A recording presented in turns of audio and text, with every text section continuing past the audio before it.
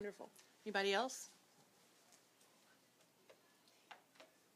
Well, I like how you hit on inspiration. I remember that was one of the things at the Project Zero conference they talked about, that if we could have policy that was driven by inspiration, how much better off would we be?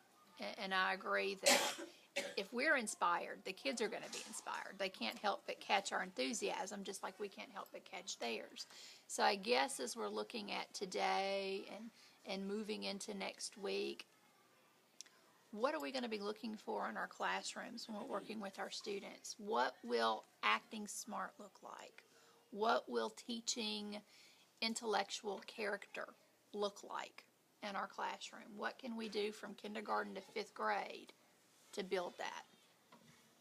What are some ideas y'all may have?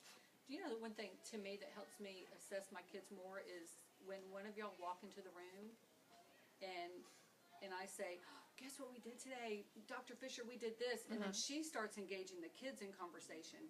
Then I'm listening, and she knows the key questions to ask. And it's like, then I'll look at her and go, they got it. They actually got it. It's just having that informal conversation with somebody other than me that can come in and say, tell me what y'all been doing today. Oh, I love what I see. Who can tell me about this?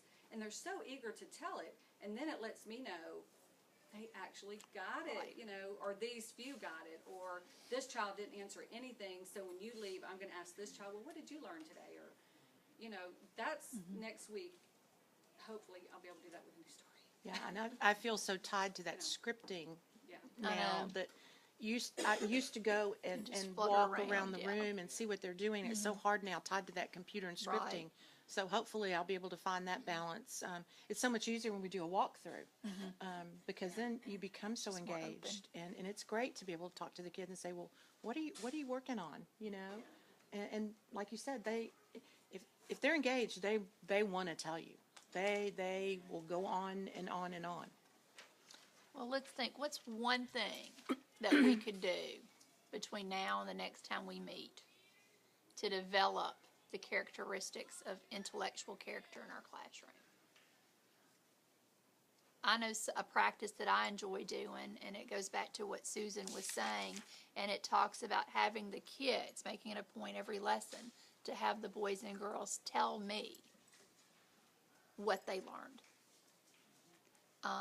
Another thing that helps me in every lesson is for the boys and girls to be able to tell me what their understanding will look like. And then when they can put it in their own words and not just regurgitate something that I've said or have on the board, that helps me. And it's something that's kind of easy to do. What are some ideas that you may have? You know, yesterday we've been learning addition, and the way that Envision Math teaches additions, it teaches them like 2 and 3 make this. So yesterday they reversed it, and they wanted the kids to understand what the word and meant in the equation. And when we were talking about it, I was surprised that they didn't make that connection, even though we've been doing addition for a long time, to ask them, what does the word and in this equation mean? And then here they were like stumbling, because it was like, wait a minute, never stopped to think about that before. So even just to pull out a simple key word and just talk about that one word. Well, what does it mean in this context versus what it means in this context? Just the word and. Who would have thought that brought so much to what I went, True. Okay, I need to teach this word better than just knowing it's a sight word. But when you use and, what does it mean? It's bringing things together. It's, you know, so for me next week, it's just pulling out those simple, high-frequency words and making sure that they understand what that high-frequency word is there for and then what it means. And making connections across the board. Yeah, because you think a high-frequency word doesn't have a meaning, and it really does. And that was my aha moment yesterday. True. I was like, oh, wow, I didn't know that. And this we'll piggyback off that in that next fall, where I have some folks that are working on the vocabulary, actually looking at what we call 3-tiered vocabulary, and looking at not having the book, and especially as we go out of this textbook, you would not realize the randomness as to how they choose vocabulary words. But there is a science to it, and we're going to learn how you can take anything and develop a tiered vocabulary for your classroom based on your kids and the frequency and where that word is used across the board. So that's what we're going to kind of tie into this next fall, so that it gives you even more ownership of controlling and connecting vocabulary with your kids next year. So I think Melissa Jernigan's working on that for us for next year. So I know we can hear the kids in the background. I didn't go through all of the questions. I hope they help guide you through the process of just getting a background of vocabulary, where the author is, and thinking about how much ability plays into this, and the actual background of intellectual character moving into our thinking routines.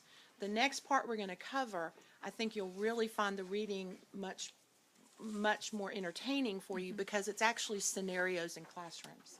And we'll have a lot of discussion on comparing that and looking at our own practices. So keep your notes. We'll refer back to some of this that we didn't get to as we go forward. Again, thank you for coming. I really hope you enjoy it, and I hope it causes you to think. We're going to come across some stumbling blocks. Even PDS, how many years have they done it? Exactly. It's always refining. But I think as we have these conversations, it will really help us move forward. So thank you. Appreciate it. Have a good day.